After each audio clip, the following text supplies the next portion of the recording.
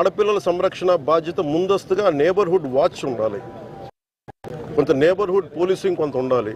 Civilians ఇప్పుడు మనకి జమ్మూ పూంచ్ సెక్టార్లో విలేజ్ డిఫెన్స్ కమిటీస్ ఉన్నాయి. ఉగ్రవాదులు వస్తే వాళ్ళే కూర్చోబెట్టి కొంత మాట్లాడతారు, వాళ్ళు కొంత ట్రైనింగ్ ఇచ్చారు. మనకి ఇక్కడ వెపన్స్ అవసరం లేదు, కానీ కనీసం ఇలాంటి మా ఏరియాల్లో మా నేబర్హుడ్స్లో ఇలాంటివి ఉన్నాయని చెప్పి చాలామంది యువత ఉన్నారు, పెద్దవాళ్ళు ఉన్నారు, వాళ్ళకి first defence committees neighbourhood defence committees ఒకటి రావాలి. ప్రతిపాదన ఖచ్చితంగా పోలీసు ఉన్నతాధికారుల దృష్టికి నేను తీసుకెళ్తాను. మీరు అడిగింది అది కాదు, కానీ మీరు అడుగుతుంది ఏంటంటే అలాగే మీరు చాలా సింపుల్గా అడుగుతున్నారు. ఐ టెల్ యూ వాట్, మీరు అడుగుతుంది ఏంటంటే మార్షల్ ఆర్ట్స్ ఇప్పుడు మీరే ఉన్నారండి. I take you as an example.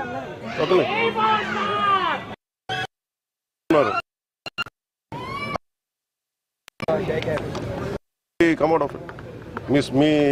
మీ సాటి మహిళా మీ విలేకరి సారీ ప్లీజ్ ఆవిడ అలా మీరు నా మాట వినాలి.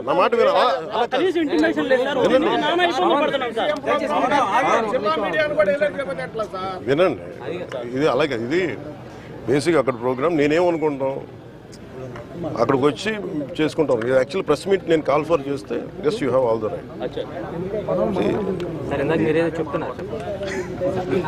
కాదు సార్, ఇప్పుడు మహిళ అంటే మీరు అంటుంది ఏంటంటే ఇప్పుడు 10 మంది యువకులు వచ్చి ఒక యాంటీ సోషల్ ఎలిమెంట్స్ వచ్చి ఒక అమ్మాయిని మార్షల్ ఆర్ట్స్ నేర్చుకున్న అమ్మాయిని ఏడిపిస్తూ ఉంటే ఒకరిని కొట్టగలదు, ఇద్దరు కొట్టగలదు. So mere martial arts is the first defence. ఖచ్చితంగా అది నేర్పించాలి. దానికి ముందు మనం స్పోర్ట్స్ని చంపేశాం. మీరు అంటున్న ప్రశ్న నాకు అర్థమవుతుంది. అంటే మీరు అడిగే ప్రతి ప్రశ్నకి నేనేంటంటే కూర్చోబెట్టి సర్ఫేస్ లెవెల్లో నేను మాటలు నేర్పించేస్తామని చెప్పి వెళ్ళిపోలేను. నాకేంటంటే మదనం ఉంటుంది నాకు. సో డెఫినెట్లీ అది మేమేం ఆలోచిస్తామంటే బలమైన శరీరం ఉండాలి, బలమైన మనసును ఎదుర్కోవాలంటే. అండ్ అలాగే సమాజానికి కూడా ఇప్పుడు మీరు వచ్చి ఏదైనా మీ ముందే ఒక సంఘటన జరిగింది, మీరు మాట్లాడాలంటే నాకు ఇంతమంది అండ ఉంటారని మీకు ధైర్యం ఉన్నప్పుడు మీరు మాట్లాడతారు. డెఫినెట్గా ఇది రిపీటెడ్ స్కూల్స్లో, కాలేజెస్లో. నేను ఈ మధ్యన కాకినాడలో కూడా కలెక్టర్ గారితో వీళ్ళందరితో మాట్లాడాను. అంటే మీరు మీడియాలో కూడా ఇచ్చినట్టున్నది. నేను కోరుకుంది అంటే ప్రిన్సిపల్స్కి, ఎడ్యుకేషన్ డిపార్ట్మెంట్ అధికారులందరికీ కూడా మీరు తెలియజేయండి. మీరు కూర్చోబెట్టి ఫస్ట్ ఎవరెవరు ఉన్నారు అక్కడ. అలాగే ఆడపిల్లలు మొన్న పిఠాపురంలో కూడా వెళ్తే మీరు వ్యాయామంతో పాటు సెల్ఫ్ డిఫెన్స్ అనేది కావాలి. కాదు, అంత సెల్ఫ్ డిఫెన్స్ బాగా నేర్పించే వ్యక్తులు ఎతకడం చాలా కష్టం. ఎందుకంటే మీ బీయింగ్ ఏ మార్షల్ ఆర్టిస్ట్ అయినా, ఎందుకంటే కూర్చోబెట్టి 2 మన టీవీలో చూసుకుని నేర్చుకునేది కాదు. దీనికి ఇమీడియట్ లైన్ ఆఫ్ డిఫెన్స్ ఏంటి అనేది దీని మీద అది ఎవరితో కూర్చొని చేయండి ఇప్పుడు దాకా ఎవరు ఆలోచించలేదు. నాకైతే ఆలోచన ఉంది, కానీ అది స్పోర్ట్స్ వ్యక్తులు అంటే చాలా డిపార్ట్మెంట్స్ని కలిసి వాళ్ళకి చేయాలి. ఇది ఒక నిరంతరమైన శిక్షణ, ఒక కరికులంలో పెట్టారు.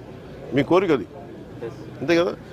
అది ఖచ్చితంగా అది మీ పేరు కృష్ణ గారు, ఖచ్చితంగా దాన్ని will take it forward. Thank you sir.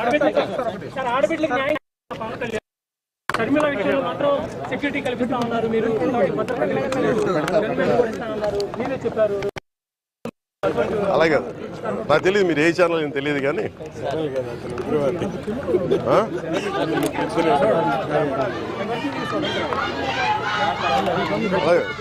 నేను ఏ ప్రశ్న నుంచి తప్పించుకున్న వ్యక్తిని కాదు.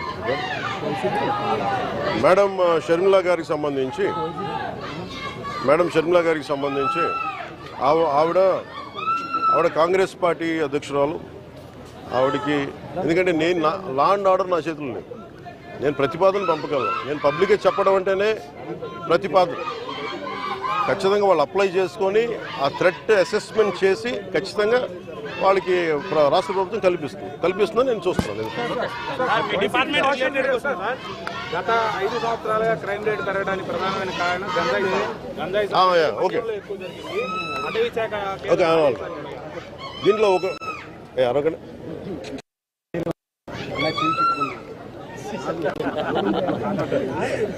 గంజాయి నేను మొన్న ఆశ్చర్యంగా చూశాను. గంజాయి ఎక్కడ అది మన ఏదో హాస్పిటల్ వెనక కొండపైన పెంచుతాను. వైజాగ్ నడిగొడ్లో కూడా పట్టుకొచ్చారు. అంటే మీకు భవిష్యత్తులో నేను ట్వీట్ కూడా చేశాను, దాన్ని ట్యాగ్ చేశాను హోమ్ మినిస్ట్రీకి కూడా. దీన్ని గంజాయి సాగుకి ప్రత్యేకించి డ్రగ్స్కి సంబంధించి ఒక ప్రణాళిక సిద్ధం చేస్తున్నాం.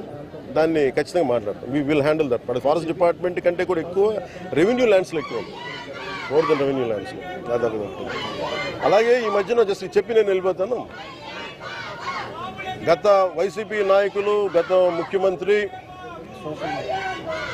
ఆయన పోలీస్ అధికారులను బెదిరిస్తూ ఉన్నారు. ఐపీఎస్ మన చిత్తూరు జిల్లా ఐపీఎస్ అధికారిని సుబ్బారెడ్డి గారిని మీరు ఎక్కడ సప్త సముద్రంలో మీరు వెళ్ళినా కానీ వెతికి పట్టుకుంటాం, డీజీపీ గారిని వదలం రిటైర్మెంట్ అయినా అని చెప్తా ఉన్నారు. నేను చెప్తా ఉన్నాను, వాళ్ళనే కాదు ఎవరైనా సరే మీరు అధికారులకి ఇలాంటి థ్రెట్స్ ఇచ్చి మీరు కనుక వాళ్ళ మీద చిన్న ఈగ వాలిన, వాళ్ళ మీద ఘాటు పడ్డా, చిన్న గీటు పడ్డా కూడా మీరే బాధ్యత వహించాల్సి వస్తుంది. దీన్ని సుమోటోగా కింద తీసుకుంటాం. ఇది నేను అధికారులు వాళ్ళకి కర్తవ్యాన్ని నిర్వర్తిస్తుంటే మీరు ఇలా బెదిరిస్తే అధికారులు ఎవరు బెదిరిపోరు. అలాగే గత కాలంలో ఉన్నతాధికారి ఒక ఆయన ఐపీఎస్ అధికారులందరినీ పిలిచి ఆయన చెప్పే మాట ఒకటే, ఈ ప్రభుత్వం 20 సంవత్సరాలు ఉంటుంది, అందుకని మీరు ఇష్టారాజ్యంగా చేసేయండి, మీరు లైన్లో పడకపోతే మీరు ఇబ్బంది పడతారని చెప్పి వాళ్ళ చేత ఘోరమైన తప్పిదాలు చేయించారు. పాపం ఇంట్లో 7 ఏళ్ల బిడ్డ ఉన్న ఒక మహిళని కూడా పాపం ఆయన షిప్ క్యాప్టెన్, ఆయన కమర్షియల్ షిప్ క్యాప్టెన్, ఆవిడని కూడా అటెంప్ట్ మర్డర్ జైల్లో పెట్టేశారు. చిన్న ఇలా రోడ్డు మీదకి వచ్చి ఎవరో నిరసన చేస్తాను చూస్తుంటే ఆవిడ. మేము అలాంటి ప్రభుత్వం కాదు. నేను అలాంటి సమయాల్లో కూడా నేను మా జన సైనికులకి ప్రత్యేకించి పార్టీ తరఫున అందరికీ కూడా నేను చెప్పాను, మీరు ఎక్కడా కూడా లైన్ దాటి వ్యక్తిగతంగా ఎవరిని విమర్శించకండి అని చెప్పి మీకు చాలా సందర్భాలు నేను తెలియజేశాను. అలాగే అధికారులు చాలాసార్లు మమ్మల్ని ఇబ్బంది పెడుతున్నప్పుడు కూడా నేను ఇప్పుడు కూడా కూర్చోబెట్టి ఒత్తిడిని అర్థం చేసుకోగలం, కనీసం మీరు బాధ్యత గట్టిగా మాట్లాడాం, కానీ ఎక్కడా మేము కూర్చొని మేము అంతా చూస్తాం, మిమ్మల్ని ఇలా చేస్తాం నేను ఎప్పుడు మాట్లాడను. అలాంటిది ఒక ముఖ్యమంత్రి స్థానంలో కూర్చున్న వ్యక్తి, ఇప్పుడు మాజీ ముఖ్యమంత్రి అయ్యుండొచ్చు కానీ మీకు బాధ్యత ఉంది. ఎవరైనా ఎమ్మెల్యే, మీరు ఎమ్మెల్యే, మీరు కూర్చోబెట్టి అధికారులని, ఐపీఎస్ అధికారులని, డీజీపీలని వాడు కర్తవ్యాలు నిర్వర్తిస్తాం, వాళ్ళు అడ్డగొలిగేం చేయట్లా. దేని మీద వాళ్ళు మీరు కొరడా అయిపోయారు? ఇళ్లలో కూర్చొని ఆడపిల్ల, మీరు అంటున్నారు రోడ్డు మీద ఆడపిల్లలకు సంరక్షణ లేదని. మీరు దీన్ని ప్రారంభించింది ఎవరని ఇంత ఎందుకు పెట్టిపోయారు? ఈ దేశంలో ఎప్పుడు కూడా, ఈ రాష్ట్రంలో ఎప్పుడు కూడా లేదు ఇంత పెట్టిపోవడం. నాయకులు గత ప్రభుత్వం నాయకులు ఇష్టారాజ్యంగా మాట్లాడారు. ఒక్కొక్కళ్ళు ఏదంటే అది మాట్లాడేశారు. ఇళ్లలోకి వస్తూ ఉంటారు. మన ముఖ్యమంత్రి గారి సతీమణిని తిట్టారు, కుటుంబ సభ్యుల్ని తిట్టారు. ఎన్నోసార్లు నాకు వచ్చి మీ ఇళ్లలోకి వచ్చి రేపులు చేస్తూ ఉంటారు.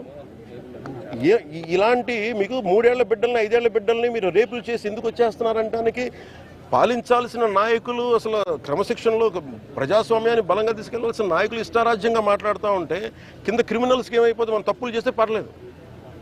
This has become a president. అందుకని మేము మొన్న చెప్పాము, మెతక ప్రభుత్వం మంచి ప్రభుత్వం కానీ మెతక ప్రభుత్వం కాదని. అలాగే మేము ఎవరైతే వార్నింగ్లు ఇస్తున్నారో వారికి నేను చెప్తా ఉన్నాను, this I will take to the highest authorities in India. గుర్తుపెట్టుకోండి, ఒక్క ఐపీఎస్ అధికారి ఇప్పుడే కాదు, భవిష్యత్తులో కూడా 10 సంవత్సరాల తర్వాత అయినా సరే కేసు మీ మీద వచ్చేలా పెడతాం. ఇంకొకసారి ఇలాంటి వార్నింగ్.